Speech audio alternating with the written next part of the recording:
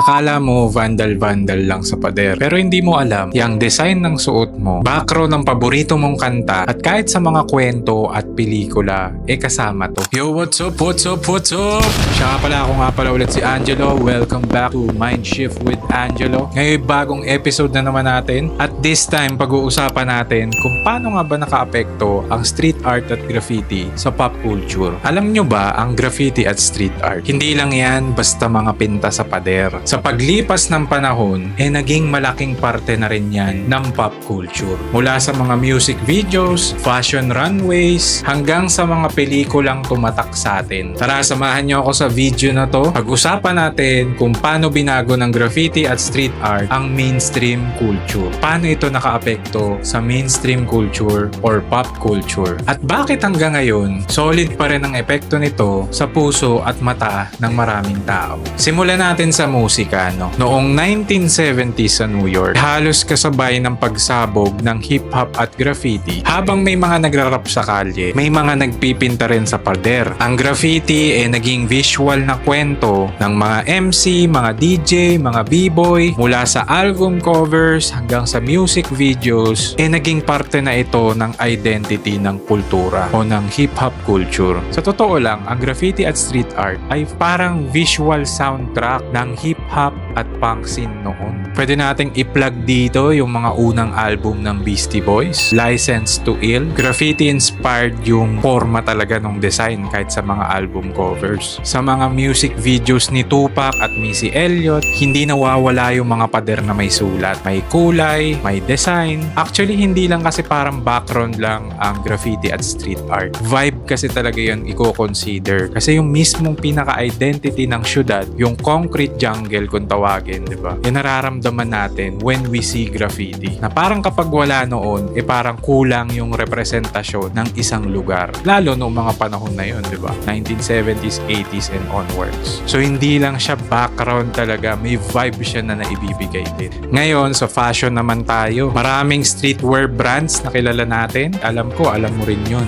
mga brands na yun. Brands like Supreme, Stussy, Bape, at kahit mga skateboard brands na alam natin, gumamit ng graffiti sa design nila. Ang graffiti kasi, or street art, is parang form of visual rebellion. Nahahalin tulad din natin ito sa parte ng self-expression, at syempre, parte siya ng syudad bilang isang identity. Kahit nga yung mga sikat na mga runway show na alam natin, yung tipong mga high-end talaga, gumagamit din sila ng graffiti sa mga design nila. Kasi ang graffiti nagpapakita ng raw, edgy, at street na aesthetic o vibes talaga. Syempre, sa mga pelikula at TV shows, hindi rin papahuli ang graffiti. Graffiti ang ginagamit para mapakita ang realidad ng urban life or concrete jungle or city life kung tawagin, di ba? Hindi yung mga tipong nagpapakita noon ng mga makikintab, makikinis, or mga malilinis na syudad. Alam natin na ang graffiti ay parte ng pagiging isang syudad. Kaya kahit sa camera, buhay ang art form na ito. At kung gusto nyong mas maintindihan ng kultura o roots ng eksena na to, marami tayong reference na mga palabas gaya nung Wild Style. Ayan, magandang recommendation yan. Diyan yung mga makikita natin yung mga classic na mga graffiti scene. Tapos syempre, nandyan din yung mga early documentary films gaya ng nabanggit ko sa mga previous videos ko, which is yung Style Wars. Ayan, magandang documentary yan sa mga New York graffiti nung 1970s. Yung history nila doon, kung paano napunta yung mga gawa nila sa trend, paano nagkaroon ng mga beef, at sino yung mga artist or graffiti writer na related doon. Basta magandang kwento yung Style Wars. Must watch lalo sa mga graffiti writer. Meron din tayong movie like Bomb the System. Yun, nabanggit ko na rin sa last na video. At yung isang documentary na naaalala ko, maganda rin i-recommend to yung kay Banksy, yung Exit Through the Gift Shop.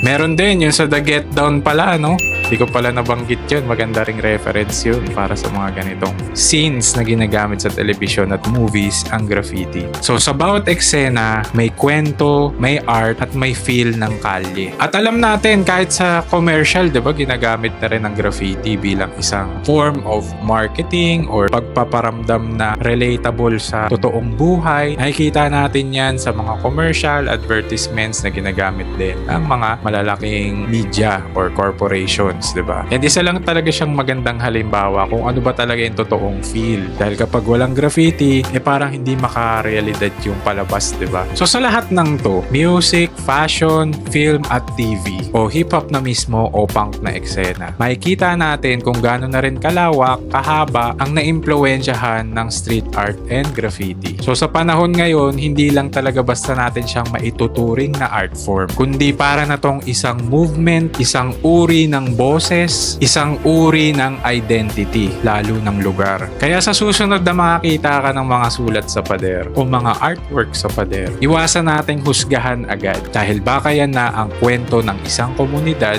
o kwento ng isang artist na binibigyan ng boses ang sarili niya. Ang graffiti or street art, hindi lang yan basta vandalism. Napakalawak na makulay na mundo rin ito. Kultura, eksena, maaari nating sabihin na ito ay isang art na may pinaglalaban, may puso at may kasaysayan. Kaya kung na-inspire ka sa kwento na to, share mo na yung video dyan, like and comment ka na rin ng mga susunod na gusto mong topic na pag-usapan natin dito. Comment mo rin dyan sa baba kung ano yung paborito mong film, movie, fashion, or brand na may malaking influence ang graffiti at street art. At sama-sama nating i-promote ang local Philippine street art and graffiti. O siya, yun lang muna sa video ngayon. Ako nga pala ulit si Angelo. This is Mindshift with Angelo. Salamat sa panonood and kita-kit sa susunod na video. Bye-bye!